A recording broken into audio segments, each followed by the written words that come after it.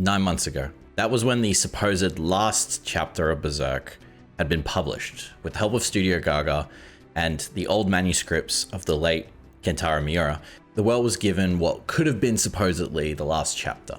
And I'm pretty happy to say that as someone who's still very new to the Berserk community and as friends who have been with it for many, many years, everyone kind of agreed that it was a pretty great way to end the story, regardless of it being extremely ambiguous, one of the biggest cliffhangers in storytelling, at least in recent memory. But then of course, here we are 9 months later with 2 new chapters, 365, 366. I just want to say before I get into talking about what my thoughts were of the chapters, what I liked about them, what I thought was interesting and how they were told, the differences, I just want to say that regardless, I'm grateful for having new chapters. Straight up, I'm just happy that we have new chapters. And I was content with not having any new chapters. So in a way, I'm easy, right? I think I just want to say for future videos as well, when talking about new chapters, I just want to clarify as well that we should give as much support as we can for Studio Gaga. We should give as much support as we can for Koji Mori, because they're doing something that is really hard to do. And they're not doing it for an ulterior motive. They're doing it for the right reasons. So I think trying to be respectful of what it is that they fail in, or what you subjectively think maybe is a wrong turn, we should just be calm and respect that the fact that these artists are giving us their time to create something that in a way is for someone who isn't here anymore.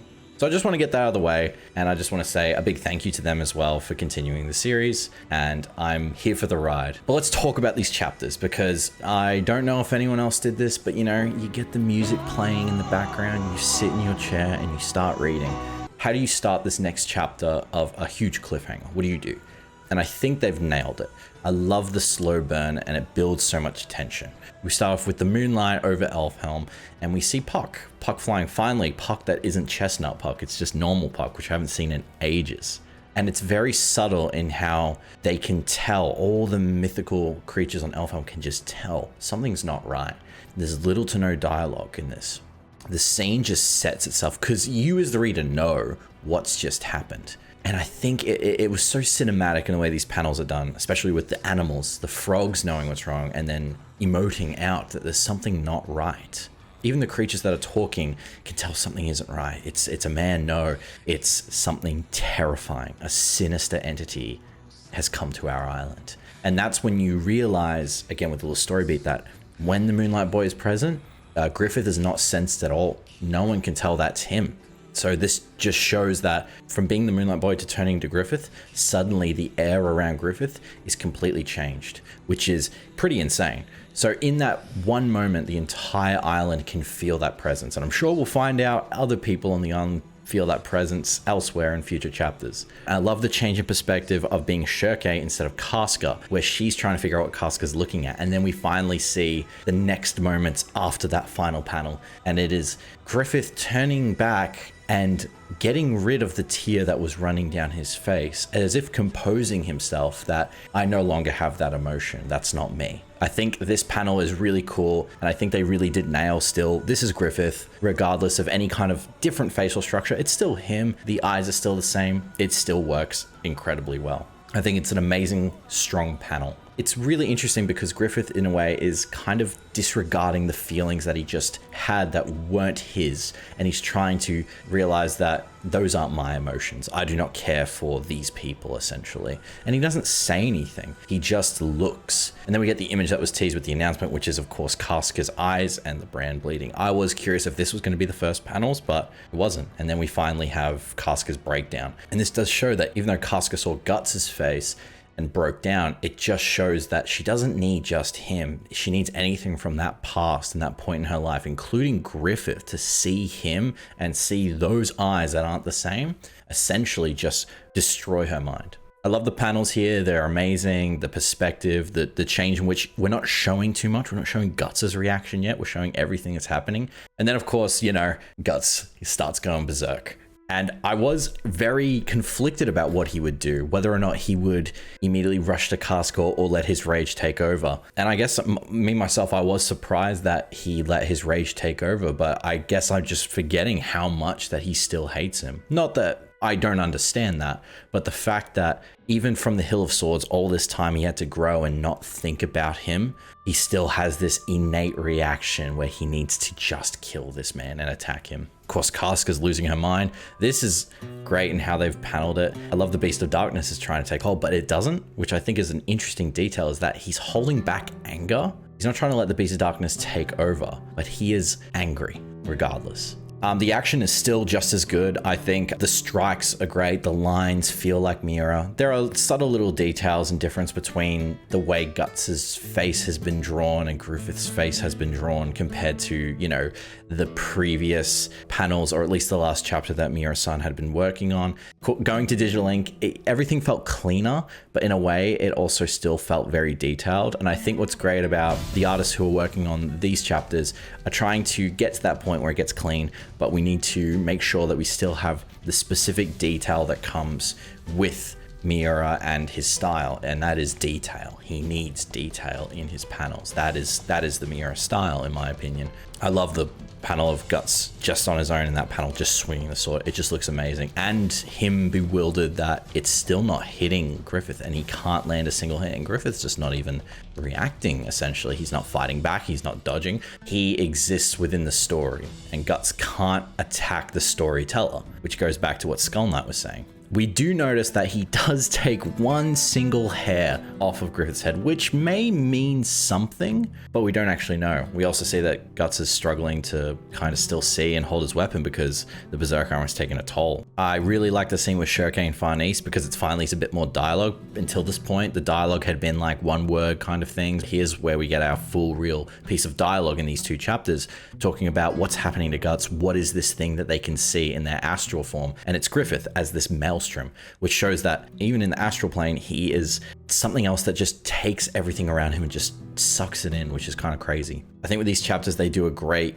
use of negative space, having panels with Griffith where nothing is really behind him. He's very serene and calm. And then with Guts, everything's drawn very crude and striking, especially when he's trying to keep hitting him. And it's just this compilation of attacks and rubble and splintered wood, because every time he swings, he's hitting other things. He's hitting objects, he's hitting trees, he's hitting the dirt, but he can't hit Griffith. Finally, we get to near the end of the chapter, and of course, I'm sure all of you kind of had the same reaction I had when we saw that something's coming through the world tree, and you see the tail, you see those wings, you see that claw, and of course we know Zod's back. Now, I love this panel of Guts dodging just before the claw comes in, and also, of course, the big money shot of Zod being there at the end, which he looks great in my opinion. I think they still have kept that detail that he has, and the paneling is really cool. It feels dynamic, it doesn't feel very formulaic, it just works. And then, of course, it says, to be continued, the next issue, a wedge has formed on the Sacred Island and a torrent of darkness is flooding in.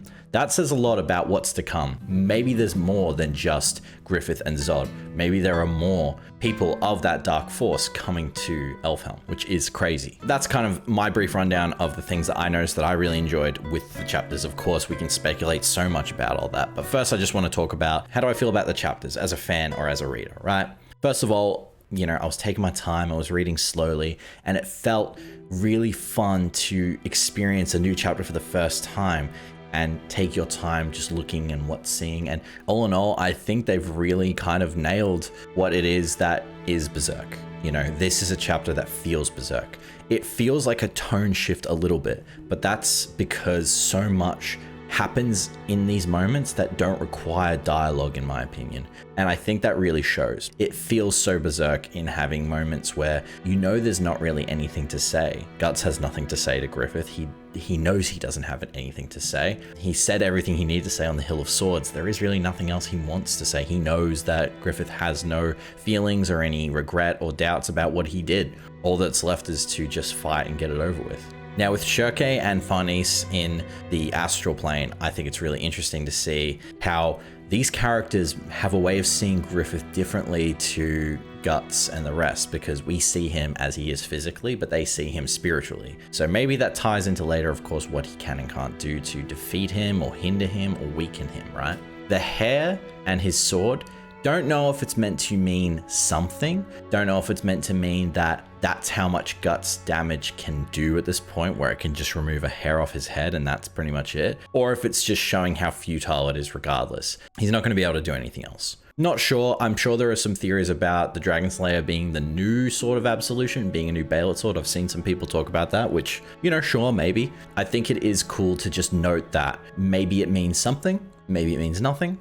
I think it'd be really cool if it does mean something. Maybe there is something about, not necessarily Guts, but his sword has maybe some kind of potential or magic to it that has developed over killing a lot of apostles. And I mean, Guts shouldn't have a kind of power-up thing, because the one thing that makes Guts so exciting and interesting and unique is that he's completely human. He doesn't have power-ups. He has utilities that he uses to be superhuman in a sense. Like, you know, he's got a big fucking sword and he's got the Berserker armor and he's got a metal arm. If you take all away, the only thing he has left is willpower, and he takes willpower to use these things. In terms of character design, I think I mentioned before, everyone still seemed extremely consistent. Slight differences, of course, from last chapter, and that's going to happen, but it's not a big deal. I know it probably does bug some people, but I love that it's still Berserk. It's still what makes these characters what they are. The way they've drawn Guts and the way they've drawn Griffith are how they would be drawn by any other person if they wanted to be faithful. My favorite panel, of course, is Guts swinging his sword here, and I think that is so awesome. And again, you can see like the lines, the streaks, they're very unique and stylistic, and of course a trademark, I think, of what Kentaro can do when he's having things go in motion. Zod is now here defending Griffith, so there's a lot of things that can be talked about, of course, what's going to happen in the next chapters, right? What I think, I had a couple different speculations of what was going to happen. I thought that if Guts wouldn't attack Griffith, Skull Knight would, and then Guts would have to choose what to do in that manner of fighting Griffith or not. Clearly, I've forgotten how much Guts really does have his anger issues, so I kind of really didn't think that far ahead. So I was extremely wrong in him maybe considering the Moonlight Boy, but it could be a thing where Guts probably doesn't understand it still, understand that sharing the same vessel, but in fact, maybe that Griffith is just pretending to be this boy, and in fact, use that facade just so he could get on the island to whatever means. Regardless, it is interesting how Zod got there. He either knew Griffith was there because he could sense them, or he knew he was going to be there because he followed him as the Moonlight Boy. I'm not sure. There's a lot of possibilities of what this could all mean. We're not sure, but it does obviously show how little prepared our characters are to still face Griffith, because he exists outside of the story and they exist within it. They do not have the power to go out of that and attack him and fight him. Now, what will happen next, right? I think there are a lot of possibilities. I think Skull Knight will probably come in and intervene at this point, especially now that we know Guts is not really conflicted in what it is of fighting Griffith. And I think when Zod comes, you could be sure that Skull Knight wouldn't be surprised to be right there, especially that he's on the island. I do think after this, we have 4 more chapters of the Elfhelm arc. It wouldn't surprise me if things started to turn for the worse and Elfhelm was destroyed to an extent. We haven't had a lot of bad stuff happen in a long time for our characters. We don't have a lot of trauma for nearly all of them as a group. So it would make sense to destroy it. They have to leave for some other MacGuffin reason, I'm not sure, but I can tell you that I'm excited to find out. And if I'm reading correctly from a lot of different sources, the next chapter is in July 8th, which is crazy. So it looks like we have a release schedule of a certain amount of time. That may change, of course, depending on how much they've already drawn or not drawn, or I'm not sure, but regardless, I want them to take their time if they need to take time. But I'm very excited to see, again, what happens next. I know there's some people probably not going to be happy with any of these talks about new chapters because it doesn't feel the same, and I understand that. Don't blame anyone for not reading these or reading them, but I guess I'm just happy to say that it feels great to be a part of the Berserk story moving forward. I guess it does show still how much more growing Guts has to go. I thought, and maybe he even thought himself, this part of his life was over of worrying and caring about this guy, but clearly it's affecting him too much. It is exciting to possibly see what happens next with Griffith and the Moonlight Boy, because clearly Griffith knew that he was turning into this child and knows how much it may hinder his invulnerability, but that's exciting as a plot point, because we can see that Guts can clearly not harm Griffith anyway. No one can. It's impossible to do. And people have been bringing up old chapters clearly showing that this has been the case for ever since he was reincarnated. Griffith is a reincarnated god of the God Hand, yet he can't control himself from turning into the Moonlight Boy. That implies that the Moonlight Boy is someone who exists outside of the story and was not meant to be in this chain of events and was not meant to exist in these chain of events. So it would imply that that is the weakness. Possibly. Very speculating, mini speculation I just want to put on the end here, but we'll find out. Anyway, thank you all for watching. I appreciate it. But I want to know what you guys think. I've already seen people talk about what they thought. You know, here's some theories. I want to hear some speculation. Your preferences on the artwork. I think as the story goes on, I think the studio is just going to get better and better at what they draw continuously. They'll start to carve out the style that is remnant of Kentaro Miura, but is the new blood of Studio Gaga. So I'm very excited to see them grow and get better at what is already clearly beautiful artwork. Tell me if you're not happy as well, why? Fair criticism is welcome on the comments, legitimately. If you reached the end of the video, I appreciate you for watching. I would also appreciate a subscribe if you want. Hit bell. Hit bell is pretty cool. I don't know anyone who hits bell, but if you want to, that's pretty nice. And I appreciate it. Helps out the algorithm. We can get more Berserk content coming and other manga content. Thank you again. My name is Mugen. As always, have a good one.